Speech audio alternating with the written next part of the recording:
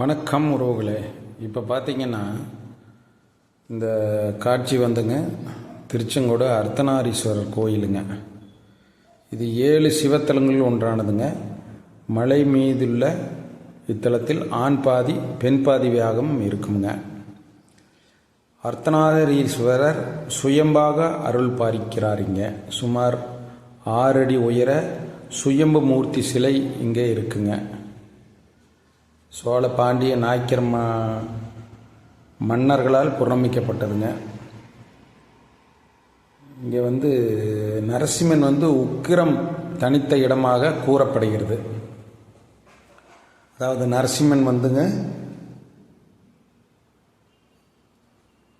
இரண்யசிபுவை கொன்றபின் இங்கு நீராடி தனது உக்கிரத்தை தணித்ததாக கூறப்படுகிறது.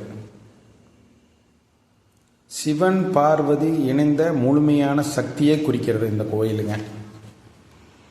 தலத்தினோட சிறப்பு பார்த்தீங்கன்னா, சிவன் வலதுபுறமாகவும் இடதுபுறம் பார்வதி என ஆண் பெண் சக்திகளின் ஒருங்கிணைத்த வடிவத்தில் காட்சி தருகிறார் அர்த்தநாரீஸ்வரர். அந்த சிறப்பு இந்த கோயிலில் மட்டும்தான் இருக்குங்க. அடுத்து பார்த்தீங்கன்னா, இந்த கோயிலினோட மலையின் அமைப்பு எப்படி இருக்கும்னு பார்த்தீங்கன்னா, மலையின் ஒரு பகுதி ஆணாகவும் மற்றொரு பகுதி பெண்ணாகவும் தோற்றமளிக்கிறது.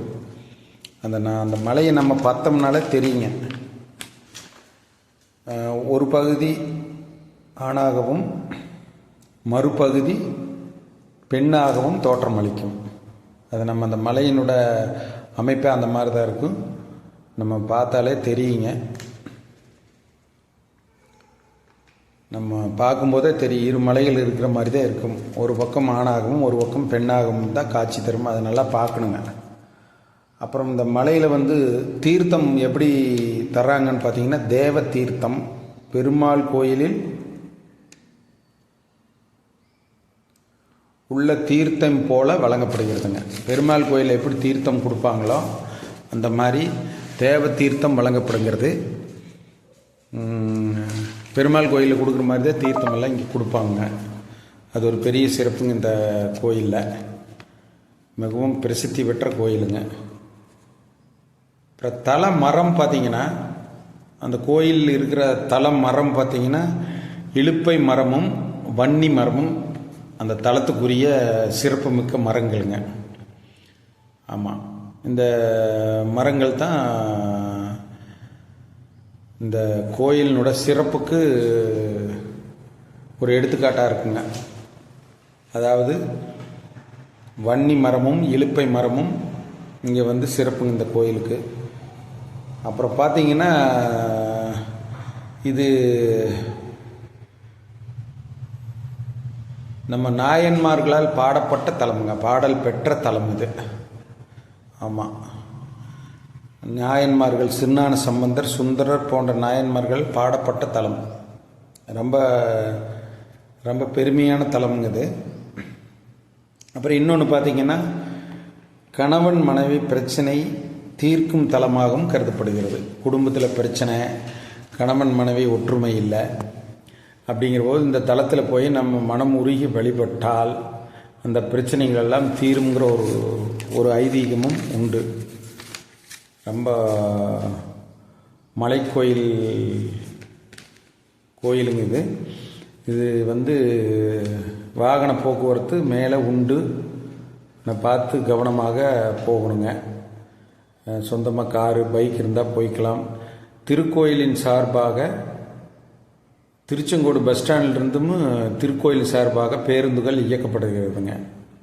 அதனால் அதுலேயும் போய்க்கலாம். இந்த கோயிலை தரிசித்து விட்டு நீங்கள் பார்த்தீங்கன்னா, உச்சி பிள்ளையார் கோயில் ஒன்று இருக்குங்க. நிறைய போகிறாங்க. கைப்பிடியெல்லாம் இருக்குது. போகலாம், பார்த்து கவனமாக போய் கும்பிட்டு வரலாங்க. உச்சி பிள்ளையார் கோயில் இருக்குன்னு தல வரலாறும் கூறுதுங்க. அப்புறம் பார்த்தீங்கன்னா, இந்த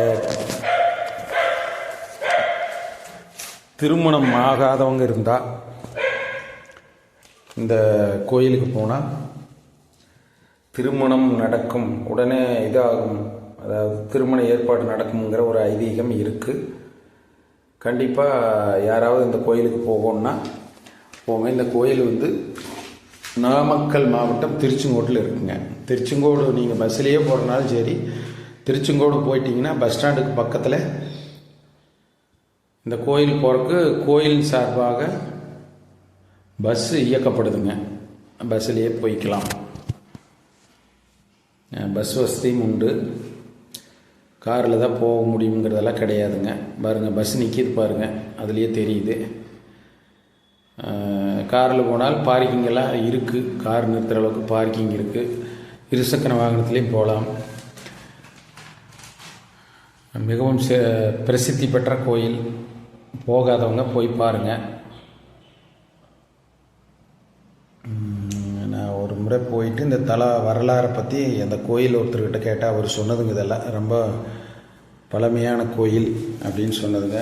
நன்றி, வணக்கம் உறவுகளே. இந்த சேனல் பிடிச்சிருந்தா ஒரு லைக் பண்ணுங்கள், சப்ஸ்கிரைப் பண்ணுங்கள்.